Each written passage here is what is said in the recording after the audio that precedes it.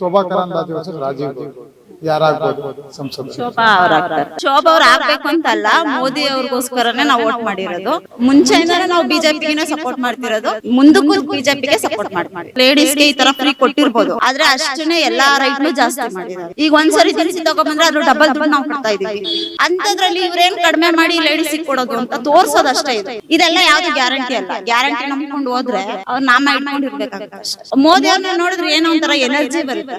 ಆ ಏಜ್ ಅಲ್ಲಿ ಅವರು ಈ ತರ ಎಲ್ಲ ಓಡಾಡ್ಕೊಂಡು ಕೆಲಸ ಮಾಡ್ತಿರೋದನ್ನೆಲ್ಲ ನೋಡಿದಾಗ ಮೋದಿ ಅವ್ರು ಮಾಡಿರೋದು ರಾಮ ಮಂದಿರದಕ್ಕೋಸ್ಕರ ನಾನು ಅವ್ರಿಗೆ ತುಂಬಾ ಸಪೋರ್ಟ್ ಮಾಡ್ತೀನಿ. ಯಾವ ಪಕ್ಷ ಬಂದ್ರು ಈ ತರ ಎಲ್ಲಾ ಪ್ರಾಬ್ಲಮ್ಸ್ ಕೆಲವೊಂದು ಇದ್ದೇ ಇರುತ್ತೆ. ಯಾರು 100% ಪರ್ಫೆಕ್ಟ್ ಅಲ್ಲ, ಯಾರು 100% ಫೇಲ್ಯೂರ್. ಅವ್ರ ಲೈಫ್ ಅವ್ರನ್ನ ನೋಡ್ಕೊಂತಾರೆ ಅಷ್ಟೇ ಬಿಟ್ರೆ ಜನಗಳ ಬಗ್ಗೆ ಅವ್ರ ಕಷ್ಟದ ಬಗ್ಗೆ ಯಾರು ಥಿಂಕ್ ಮಾಡತ್ತದವ್ರು ಯಾರು ಇಲ್ಲ. ಮೋಸ್ಟ್ಲಿ ಒಂದ್ 3 ಕಡೆ ಕಾಂಗ್ರೆಸ್ ಅವ್ರು ಗೆಲ್ಬಹುದು ಅಷ್ಟೇ ಅನ್ಕೊಂಡಿದೀನಿ. ಮಿಕ್ಕಿದನ್ನೆಲ್ಲ ಬಿಜೆಪಿ ಗೆಲ್ಬಹುದು.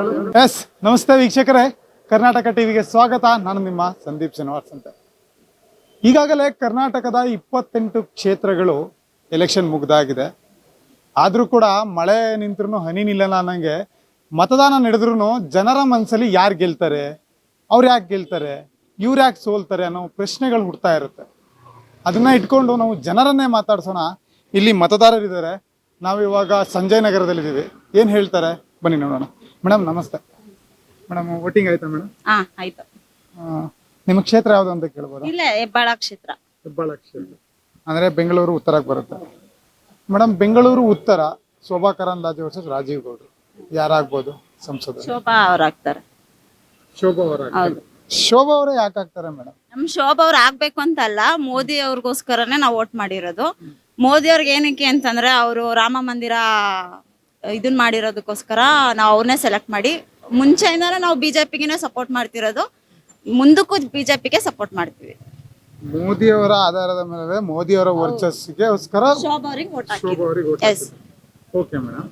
ಅದೇ ಎಲೆಕ್ಷನ್ ಆಗೋಕ್ಕಿಂತ ಮುಂಚೆ ಶೋಭಾ ಅವ್ರನ್ನ ಗೋ ಬ್ಯಾಕ್ ಶೋಭಕ್ಕ ಅಂತ ಇತ್ತು. ಆದ್ರೆ ಇಲ್ಲಿ ಬಂದಾಗ ಅವ್ರಿಗೆ ಒಂದು ಪ್ರಶ್ನೆ ಹುಟ್ಟಿತ್ತು, ಇವ್ರಿಗೆ ಜನ ಒಲಿತಾರ, ಇಲ್ಲಿನ ಉತ್ತರದವರು ವೋಟ್ ಹಾಕ್ತಾರ ಅಂತ. ಆದ್ರೆ ಇತ್ತೀಚಿನ ದಿನಗಳಲ್ಲಿ ಎಲ್ಲ ಶೋಭಕ್ಕ ಅಂತಿದ್ರೆ. ಒಂದ್ ಕಡೆ ರಾಜೀವ್ ಗೌಡ್ರು ಅಂತಿದ್ದಾರೆ. ಯಾಕೆ ಅಂದ್ರೆ ರಾಜೀವ್ ಗೌಡ್ರು ಎಜುಕೇಟೆಡ್, ತುಂಬಾ ನಾಲೆಡ್ಜ್ ಇದ್ದಾರೆ ಅಂತ.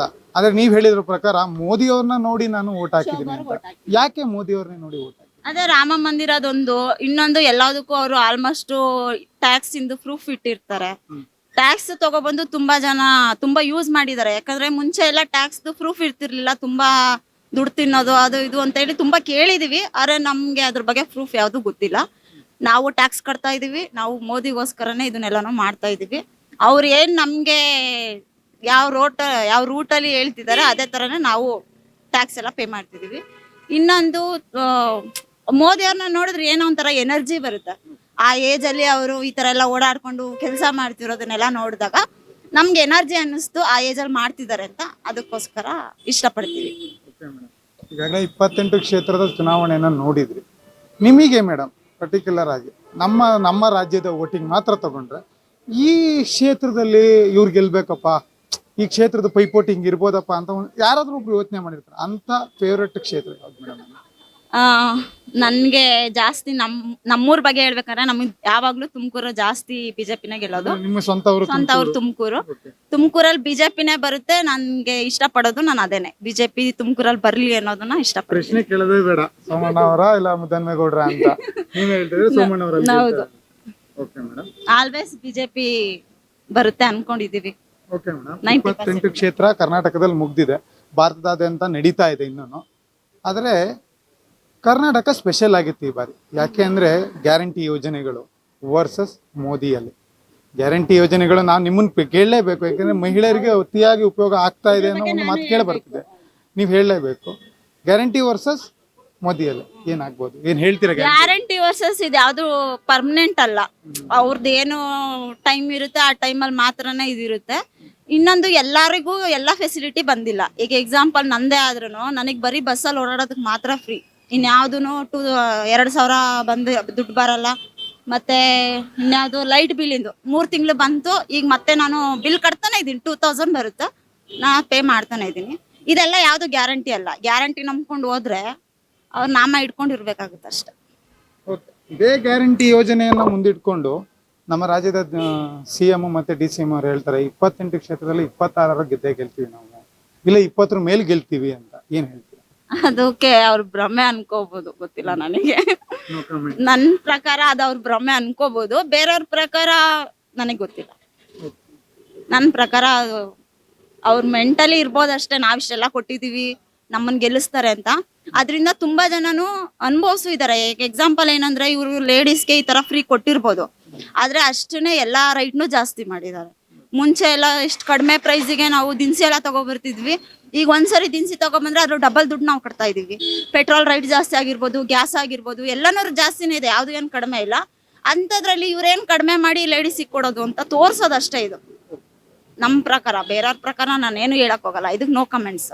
ನನ್ನ ಪ್ರಕಾರ ನಾನು ಹೇಳ್ತೀನಿ, ಇದೆಲ್ಲ ಅವರು ಗೆಲ್ಲೋದಕ್ಕೋಸ್ಕರ ಮಾಡಿರೋ ಟ್ರಿಕ್ ಅಷ್ಟೇ. ಓಕೆ ಮೇಡಮ್, ಪ್ರಜಾಕೀಯ ಅಂದ್ರೆ ನಿಮಗೆ ಪ್ರಜಾಕೀಯ ಅನ್ನೋಕ್ಕಿಂತ ಪ್ರಜಾಪ್ರಭುತ್ವ ಅಂದ್ರೆ ನಿಮಗೆ ಗೊತ್ತೇ ಇರುತ್ತೆ. ಏನಂದ್ರೆ ಪ್ರಜೆಗಳಿಂದ ಪ್ರಜೆಗಳಿಗಾಗಿ. ಯಾಕೆ ಈ ಪ್ರಶ್ನೆ ಅಂದ್ರೆ, ತಂದೆ ಮಗ, ಇಲ್ಲ ಅವ್ರು ನಮ್ಮ ಭಾವ, ಇಲ್ಲ ಅವ್ರು ನಮ್ಮ ಸೊಸೆ, ಇಲ್ಲ ಅವ್ರು ನಮ್ಮ ಮಗಳು, ಇಲ್ಲ ಅವ್ರು ನನ್ನ ಪತ್ನಿ, ಇವರಿಗೆ ಸೀಟ್ಗಳನ್ನ ತುಂಬಾ ಈ ಬಾರಿ ಕರ್ನಾಟಕದಲ್ಲಿ ಅತಿ ಹೆಚ್ಚಾಗಿ ಕೊಟ್ಟಿದ್ದಾರೆ. ಕಾಂಗ್ರೆಸ್ಸಿಗರು ಕೊಟ್ಟಿದ್ದಾರೆ, ಬಿಜೆಪಿಯವರು ಕೂಡ ಕೊಟ್ಟಿದ್ದಾರೆ. ಇದ್ರ ಬಗ್ಗೆ ಏನ್ ಹೇಳ್ತೀರಾ? ಅಂದ್ರೆ ತಂದೆ ಮಗನಿಗೆ ಮಾತ್ರ ಸೀಮಿತ ಆಗಿರ್ಬೇಕಾ, ಅಲ್ಲ ಅವರ ರಿಲೇಷನ್ಗೆ ಮಾತ್ರ ಸೀಮಿತ ಆಗಿರ್ಬೇಕಾ, ಬೇರೊಬ್ರು ಪಕ್ಷಕ್ಕೆ ಆಯ್ಕೆ ಮಾಡ್ಬೇಕಾ? ಇದ್ರ ಬಗ್ಗೆ ಎಲ್ಲರಿಗೂ ಅಕ್ಕಿರುತ್ತೆ. ಅದಕ್ಕೆ ಯಾರು ಯೋಗ್ಯತೆ ಇರ್ತಾರ ಅಂತವ್ರನ್ನ ಮಾತ್ರ ತಂದ್ರೆ ಒಳ್ಳೇದು ಅಂತ ಅದು ನಾನು ಅನ್ಕೊಂಡಿದೀನಿ. ಬಟ್ ಈಗ ಆ ತರ ಚಾನ್ಸ್ ಯಾರಿಗೂ ಕೊಡಲ್ಲ, ಎಲ್ಲ ಅವ್ರ ರಿಲೇಟಿವ್ ಅಲ್ಲೇ ಮಾಡ್ಕೊಂತಾರೆ. ಯಾರು ಈ ತರ ಫೇಸ್ ಮಾಡ್ತೀನಿ ಅನ್ನೋ ಧೈರ್ಯ ಇರುತ್ತೆ ಅಂತವ್ರಿಗೆ ಕೊಟ್ಟು ಚಾನ್ಸ್ ಕೊಡ್ಬೇಕು ಅನ್ನೋದು ನನ್ನ ಅಭಿಪ್ರಾಯ. 28 ಕ್ಷೇತ್ರದ ಮಾತಾದ್ರೆ ನಿಮ್ಮ ಕ್ಷೇತ್ರಕ್ಕೆ ಬರ್ತೀನಿ. ಶೋಭಕ್ಕ ಒಂದಿಷ್ಟು ನೆಗೆಟಿವ್ ಇತ್ತು, ಮತ್ತೆ ಇಲ್ಲಿ ಉಸ್ತುವಾರಿ ಸಚಿವರಾಗಿದ್ರು ಬೆಂಗಳೂರಲ್ಲಿ ಒಂದ್ ಕಡೆ, ಆಗ್ಲೂ ಕೆಲಸ ಮಾಡಿದ್ದಾರೆ. ಶೋಭಾ ಮೇಡಮ್ ಅವರು ಸಂಸದರಾಗಿದ್ರು, ಮತ್ತೆ ಸಚಿವೆ ಕೂಡ ಆಗಿದ್ರು, ಹಾಗೇನು ಕೆಲಸ ಮಾಡಿಲ್ಲ, ನಾಲೆಡ್ಜ್ ತುಂಬಾ ಕಡಿಮೆ ಇದೆ ಅನ್ನೋ ಒಂದು ಮಾತಿತ್ತು. ಇದಕ್ಕೆ ಹೋಲಿಸಿದಾಗ ಈಗ ವ್ಯಕ್ತಿಯಾಗಿ ಮಾತಾಡೋಣ, ಶೋಭಕ್ಕ ವರ್ಸಸ್ ರಾಜೀವ್ ಗೌಡ್ರು, ಅವ್ರಿಗೆ ನಾಲೆಡ್ಜ್ ಜಾಸ್ತಿ ಇದೆ, ಜನರೇ ಮಾತಾಡ್ತಿದ್ರು. ಯಾರು ಗೆಲ್ಬಹುದು ಮೇಡಮ್ ನಿಮ್ಮ ಒಂದು ಯೋಚನೆ? ನಾಲೆಡ್ಜ್ ಪ್ರಕಾರ ಕಾಂಗ್ರೆಸ್ ಗೆಲ್ಲುತ್ತೆ. ಬಟ್ ಈ ತರ ನಾವು ಮೆಂಟಲಿ ನಾವು ಯೋಚನೆ ಮಾಡ್ದಂಗೆ ಮೋದಿ ಅವ್ರ ಮುಖ ನೋಡಿದ್ರೆ ಶೋಭಾ ಅವರೇ ಗೆಲ್ತಾರೆ. ಅಂದ್ರೆ ಈ ಬಾರಿ ಮೋದಿ ಅವರ ವರ್ಚಸ್ಸು ಶೋಭಾ ಅವರಿಗೆ ಗೆಲುವನ್ನು ಕೊಡುತ್ತೆ. ಓಕೆ ಮೇಡಮ್, ಇಲ್ಲಿನ ಸದಸ್ಯರು ಭೈರತಿ ಸುರೇಶ್ ಅವರು, ಇವರ ವರ್ಚಸ್ಸು ಶೋಭಾ ಅವರಿಗೆ ಏನಾದ್ರು ಮೈನಸ್ ಪಾಯಿಂಟ್ ಆಗುತ್ತಾ? ಆಗ್ಬೋದು, ಯಾಕಂದ್ರೆ ಇಲ್ಲಿ ಭೈರತಿ ಸುರೇಶ್ ಅವರ ಅಭಿಮಾನಿ ಜಾಸ್ತಿ ಇದ್ದಾರೆ. ಅವ್ರು ಚೆನ್ನಾಗೂ ಕೆಲಸ ಮಾಡಿದ್ದಾರೆ ಈ ಏರಿಯಾದಲ್ಲಿ, ಅದ್ರ ಬಗ್ಗೆ ನಾವು ಮಾತಾಡಂಗೆ ಇಲ್ಲ. ಎಲ್ಲ ಕಡೆ ಚೆನ್ನಾಗಿ ಕೆಲಸ ಮಾಡಿದ್ದಾರೆ. ಚಿಕ್ಕ ಪುಟ್ಟ ಇರ್ಬೋದು, ಅದೆಲ್ಲ ಕಡೆ ಕ್ಷೇತ್ರದಲ್ಲೂ ಇರುತ್ತೆ. ಆದ್ರೆ ತುಂಬಾ ಒಳ್ಳೆ ವ್ಯಕ್ತಿ, ತುಂಬಾ ಚೆನ್ನಾಗಿ ಕೆಲಸನೂ ಮಾಡಿದ್ದಾರೆ. ನಾವು ಲಾಸ್ಟ್ ಇಯರ್ ಅವ್ರಿಗೂ ಕೂಡ ನಾನು ಸಪೋರ್ಟ್ ಮಾಡಿದ್ದೀನಿ. ಬಟ್ ಈ ತರ ಎಲೆಕ್ಷನ್ ಅಲ್ಲಿ ನೋಡಿದಾಗ ನಾವು ಮೋದಿಗೆ ಸಪೋರ್ಟ್ ಮಾಡ್ಬೇಕಾಗುತ್ತೆ. ಸ್ವಲ್ಪ ಈ ರಾಜಕೀಯದ ಬಗ್ಗೆ ತಿಳ್ಕೊಂಡಿರೋದ್ರೆ ನಾನು ನಿಮಗೆ ಪ್ರಶ್ನೆ ಕೇಳ್ತೀನಿ. ರಾಜಕೀಯವಾಗಿ ಕರ್ನಾಟಕದಲ್ಲಾಗ್ಲಿ ದೇಶದಲ್ಲಾಗ್ಲಿ ನಿಮಗೆ ಇವರಪ್ಪ ನಿಜವಾದ ರಾಜಕಾರಣಿ ಅಂದ್ರೆ, ಇವರಪ್ಪ ದೇಶದ ವಿಶೇಷ ವ್ಯಕ್ತಿ ಅಂದ್ರೆ, ನಮ್ಮ ಕರ್ನಾಟಕದಲ್ಲೇ ತಗೊಳ್ಳೋಣ, ಯಾರು ನೋಡಿದ್ರೆ ಹೆಂಗ ಅನ್ಸುತ್ತೆ? ಆ ತರ ನಾನು ಹೇಳಕ್ ಹೋದ್ರೆ ನಾನು ಉಪೇಂದ್ರ ಅವ್ರಿಗೆ ಸಪೋರ್ಟ್ ಮಾಡ್ತೀನಿ. ಪ್ರಜಾಕೀಯ ಅನ್ನೋ ಟಾಪಿಕ್, ಯಾಕಂದ್ರೆ ಅವರು ರಿಯಲ್ ಆಗಿ ಥಿಂಕ್ ಮಾಡ್ತಾರೆ, ರಿಯಲ್ ಆಗಿ ಮಾತಾಡ್ತಾರೆ. ಒಬ್ರು ವ್ಯಕ್ತಿ ಬಗ್ಗೆ, ಕಷ್ಟದ ಬಗ್ಗೆ, ಸುಖದ ಬಗ್ಗೆ ಎಲ್ಲ ಯೋಚನೆ ಮಾಡಿ ಅವರು ಡಿಸಿಷನ್ ತಗೊಂತಾರೆ. ಆ ತರ ಎಲ್ಲ ನಾನು ಪಿನ್ ಟು ಪಿನ್ ಯೋಚನೆ ಮಾಡಿದ್ರೆ ನಾನು ಉಪೇಂದ್ರ ಸರ್ಗೆ ಸಪೋರ್ಟ್ ಮಾಡ್ತೇನೆ.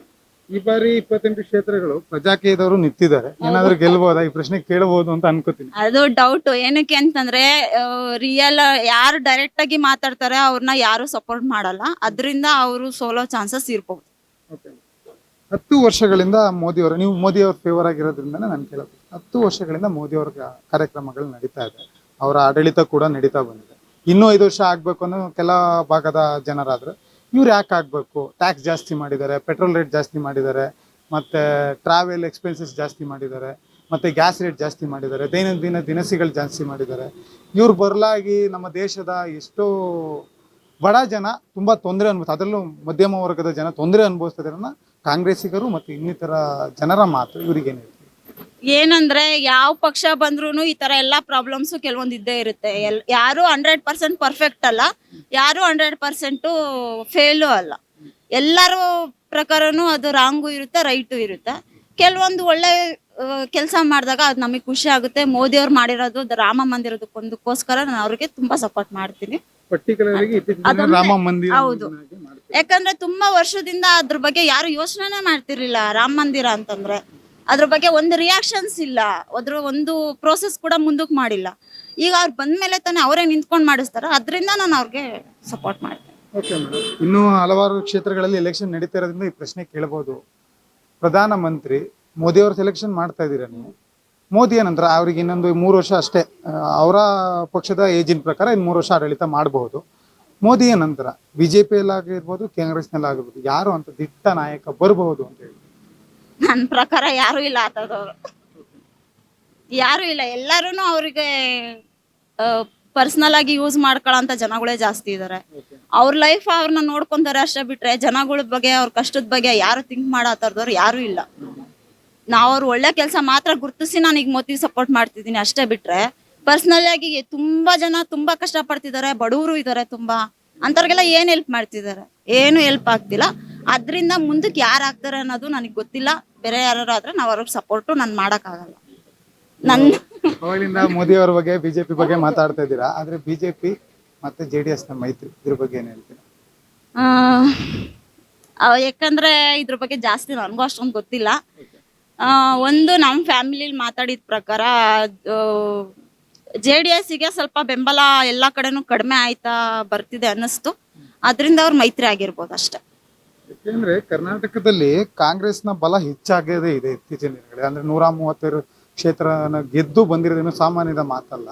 ಇವ್ರ ವಿರುದ್ಧ ಇವರಿಬ್ಬರ ಮೈತ್ರಿ ಬೇಕಾಗಿತ್ತನ್ನೋ ನನ್ನ ಪ್ರಶ್ನೆ. ಅದ್ರ ಜೊತೆ ದೇವೇಗೌಡರು ಅವರ ಎಲ್ಲಾ ನೀತಿ ನಿವಾಜುಗಳನ್ನ ಮರೆತು ಬಿಜೆಪಿಗೆ ಬಂದು ನಿಂತಿದ್ದಾರೆ ಅನ್ನೋ ಜನರ ಮಾತಾಗಿತ್ತು. ದೇವೇಗೌಡರ ಬಗ್ಗೆ, ಅವ್ರ ಕುಟುಂಬದ ಬಗ್ಗೆ, ಮತ್ತೆ ಆ ಪಕ್ಷದ ಬಗ್ಗೆ ಏನಾದ್ರು ಗೊತ್ತಿದೆ ನಿಮಗೆ? ಏನಾದ್ರು ಅಷ್ಟೊಂದೆಲ್ಲ ಗೊತ್ತಿಲ್ಲ ಅವ್ರ ಬಗ್ಗೆ, ಏನೋ ಅಷ್ಟೆಲ್ಲ ನಮಗೆ ಗೊತ್ತಿಲ್ಲ. ಬಟ್ ಏನಂದ್ರೆ ನನ್ನ ಪ್ರಕಾರ ಅದೊಂದೇನೆ, ನಾವೆಲ್ಲ ಚಿಕ್ಕ ಹುಡುಗರಿದ್ದಾಗ ನಮ್ಮ ಅಪ್ಪ ಅಮ್ಮ ಸಪೋರ್ಟ್ ಮಾಡ್ತಿದ್ದು JDS-ಗೆ. ಯಾಕಂದ್ರೆ ಅವರೆಲ್ಲ ರೈತರಿಗೆ ಜಾಸ್ತಿ ಇವರು JDS ಬೆಂಬಲ ಆಯ್ತು ಅಂತ ಹೇಳ್ಬಿಟ್ಟು ನಾವು ಅವ್ರಿಗೆ ಜಾಸ್ತಿ ಸಪೋರ್ಟ್ ಮಾಡ್ತಾ ಇದ್ರು. ಅದಾದ್ಮೇಲೆ ಎಲ್ಲ ಏನೋ ಪವರ್ ಸ್ವಲ್ಪ ಅವ್ರದ್ದು ಕಡಿಮೆ ಆಯ್ತಾ ಬಂತ, ಎಲ್ಲರೂ ಅವ್ರಿಗೆ ಏನು ಸಪೋರ್ಟ್ ಮಾಡೋದು ಕಡಿಮೆ ಮಾಡಿದ್ದಾರೆ. ಅದರಿಂದ ಮೋಸ್ಟ್ಲಿ ಅವರು ಬಿಜೆಪಿಗೆ ಸೇರಿರ್ಬೋದು ಅಷ್ಟೇ ನನಗೆ ಗೊತ್ತಿರೋದು, ಬೇರೆ ಅಷ್ಟೊಂದೆಲ್ಲ ಗೊತ್ತಿಲ್ಲ. ಓಕೆ ಮೇಡಮ್, ಇನ್ನು 28 ಕ್ಷೇತ್ರಗಳಿದಾವೆ. ನೀವು ಒಂದು ಲೆಕ್ಕಾಚಾರ ಇಟ್ಕೊಂಡಿರ್ತೀರಾ, ಬಿಜೆಪಿ ಮತ್ತೆ ಮೈತ್ರಿ ವರ್ಸಸ್ ಕಾಂಗ್ರೆಸ್ ಎಷ್ಟು ಗೆಲ್ಬಹುದು? ಒಂದು ಹಂಗೆ ಐಡಿಯಾಸ್ ಅಲ್ಲಿ ಹೇಳ್ಬೋದು. ಮೋಸ್ಟ್ಲಿ ಒಂದ್ 3 ಕಡೆ ಕಾಂಗ್ರೆಸ್ ಅವ್ರು ಗೆಲ್ಬಹುದು ಅಷ್ಟೇ ಅನ್ಕೊಂಡಿದೀನಿ. ಇನ್ ಮಿಕ್ಕಿದನ್ನೆಲ್ಲ ಬಿಜೆಪಿ ಗೆಲ್ಬಹುದು. ಡೆವಲಪ್ಮೆಂಟ್ ಅಲ್ವಾ ಮೇಡಮ್, 1 ರಿಂದ 3 ಆಗುವಂಥದ್ದು? ಡೆವಲಪ್ಮೆಂಟ್ ಆಗ್ಬೋದು, ಬಟ್ ಎಲ್ಲಾನು ಇಂಪಾರ್ಟೆಂಟ್ ಅಲ್ವಾ. ಜಾಸ್ತಿ ಯಾರ್ದು ವೋಟಿಂಗ್ ಇರುತ್ತೆ ಅವ್ರನ್ನ ನೋಡಿ ಸೆಲೆಕ್ಟ್ ಮಾಡ್ತಾರೆ. ನನ್ನ ಪ್ರಕಾರ ಜಾಸ್ತಿ ಬಿಜೆಪಿಗೆ ಆಗ್ಬೋದು. 99% ನನ್ ಕಾನ್ಫಿಡೆಂಟ್ ಇದೆ. ಇನ್ನೊಂದು 1% ಜನಗಳ ಕೈಲಿದೆ, ಗೊತ್ತಿಲ್ಲ. ಓಕೆ ಮೇಡಮ್, ಪ್ರಧಾನಮಂತ್ರಿ ಆಯ್ಕೆ ಅಂತ ಅಂದಾಗ ಪ್ರಧಾನಮಂತ್ರಿ, ಈಗಿರೋ ಪ್ರಧಾನಮಂತ್ರಿ ವರ್ಸಸ್ ನಿಂತಿರೋರನ್ನ ತಗೋಬೇಕಾಗುತ್ತೆ. ಒಂದ್ ಕಡೆ ರಾಹುಲ್ ಗಾಂಧಿ ಅವ್ರ ಹೆಸರು ಬರ್ತದೆ, ಇನ್ನು ಕನ್ನಡಿಗರಾದಂತಹ ಮಲ್ಲಿಕಾರ್ಜುನ್ ಖರ್ಗೆ ಅವ್ರ ಹೆಸರು ಬರ್ತದೆ. ಯಾರು ನಮ್ಮ ಆಯ್ಕೆ ಮಾಡ್ಬೋದು? ನೆಕ್ಸ್ಟ್ ಏನಾದ್ರು ಕಾಂಗ್ರೆಸ್ ಬಹುಮತ ಗಳಿಸಿದ್ರೆ ಅವರಲ್ಲಿ ರಾಹುಲ್ ಗಾಂಧಿ ವರ್ಸಸ್ ಮಲ್ಲಿಕಾರ್ಜುನ್ ಅವರಲ್ಲಿ ಯಾರನ್ನ ಆಯ್ಕೆ ಮಾಡ್ಬೋದು? ನನ್ಗೆ ಇದು ಏನಂತಾರೆ, ಮೊನ್ನೆ ನಾನು ಹಿಂಗೆ ಸೋಷಿಯಲ್ ಮೀಡಿಯಾದಲ್ಲಿ ಒಂದು ವಿಡಿಯೋ ನೋಡಿದೆ. ರಾಹುಲ್ ಗಾಂಧಿ ಅವರು ಹೋಗ್ಬೇಕಾದ್ರೆ ಪಾಕಿಸ್ತಾನದವರು ಕೂಗಾಡ್ತಿರೋದನ್ನೆಲ್ಲ ನಾನು ನೋಡಿದೆ. ಈ ಕಡೆ ಇಂಡಿಯಾದವರು ಇದ್ದಾರೆ, ಆ ಕಡೆ ಪಾಕಿಸ್ತಾನದವರು ಇದ್ದಾರೆ. ಪಾಕಿಸ್ತಾನಕ್ಕೂ ನಮಗೂ ಸ್ವಲ್ಪ ದೂರ ಅನ್ಸುತ್ತೆ. ಅದೊಂದು ವಿಷಯಕ್ಕೆ ನನಗೆ ಅದ್ರ ಬಗ್ಗೆ ಮಾತಾಡಕ್ ಅಷ್ಟಿಲ್ಲ. ಮೇಡಮ್, ಈ ಪ್ರಶ್ನೆ ಕೇಳಬಹುದೋ ಗೊತ್ತಿಲ್ಲ, ಆದ್ರೆ ಸ್ವಲ್ಪ ನಾಲೆಡ್ಜ್ ಇಂದ ನಾನು ಕೇಳ್ತಾ ಇದ್ದೀನಿ. ಇತ್ತೀಚಿನ ದಿನಗಳಲ್ಲಿ ಎಲೆಕ್ಷನ್ ಆದ ನಂತರದಲ್ಲಿ ಈ ಪೆನ್ ಡ್ರೈವ್ ಬಿಡುಗಡೆ ಅಂತದ್ದು, ಅದನ್ನ ರಾಜಕೀಯವಾಗಿ ಬದಲಾಯಿಸ್ತಾ ಇರೋವಂಥದ್ದು, ಇದ್ರ ಬಗ್ಗೆ ನಿಮ್ಮ ಅಭಿಪ್ರಾಯ ಏನು? ವ್ಯಕ್ತಿಗಳ ಹೆಸರೇನು ಬೇಡ, ಈ ಪ್ರಕರಣಗಳು ನಡೀತಾ ಇದೆಯಲ್ಲ, ಇದ್ರ ಬಗ್ಗೆ ನಿಮ್ಗೆ?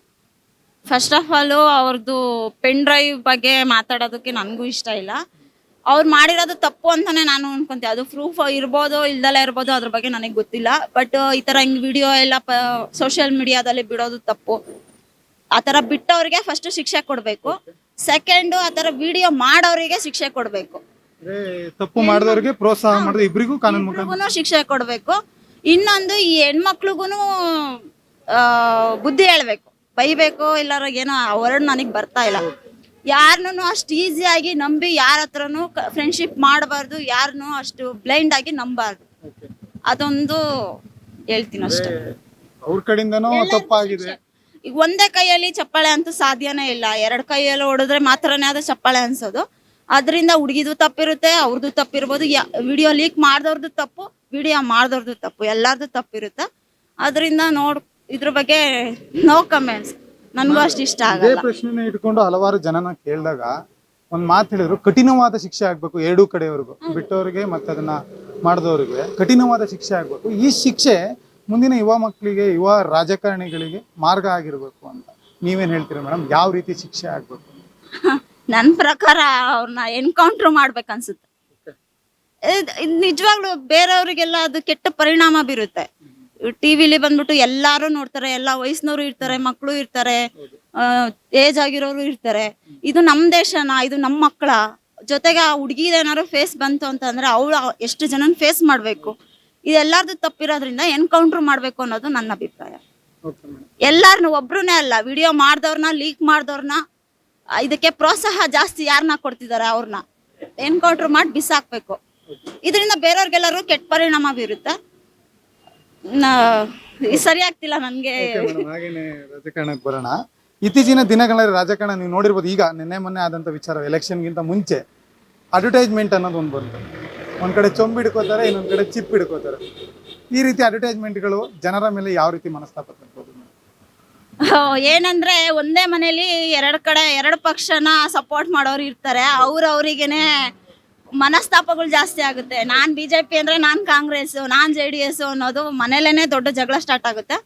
ಆತರ ಎಲ್ಲ ಪೋಸ್ಟರ್ ಎಲ್ಲ ಮಾಡಬಾರ್ದು ಅನ್ಸುತ್ತೆ. ಏನಾದ್ರು ನಮ್ಗೆ ಅವ್ರು ನಿಜವಾಗ್ಲೂ ನಮ್ಮ ಮನ್ಸಲ್ಲಿ ಈಗ ನನಗ್ ಮೋದಿ ಅಂತಂದ್ರೆ ನಮ್ಮ ಮನೇಲಿ ಬೇಕಾದಷ್ಟು ಜನ ಇದ್ದಾರೆ, ಅವರಿಗೆಲ್ಲ ಯಾವ ಪಕ್ಷ ಬೇಕೋ ಅವ್ರಿಗೆ ಹಾಕ್ತಾರೆ. ಅದು ಅವ್ರದ್ದು ಏನು ಸ್ವಂತ ಯೋಚನೆ ಇರುತ್ತೆ. ಯಾರನ್ನು ಫೋರ್ಸ್ ಮಾಡಿ ಮಾಡೋದಾಗ್ಲಿ ಇಲ್ಲ, ಅವರು ಇದರಲ್ಲಿ ಸೋಷಿಯಲ್ ಮೀಡಿಯಾದಲ್ಲಿ ಟಿವಿಲೆಲ್ಲ ಏನೋ ಹಾಕಿದ ತಕ್ಷಣನೇ ನಾವು ಅವ್ರಿಗೆ ಹಾಕ್ಬೇಕು ಅಂತ ಏನಿಲ್ಲ.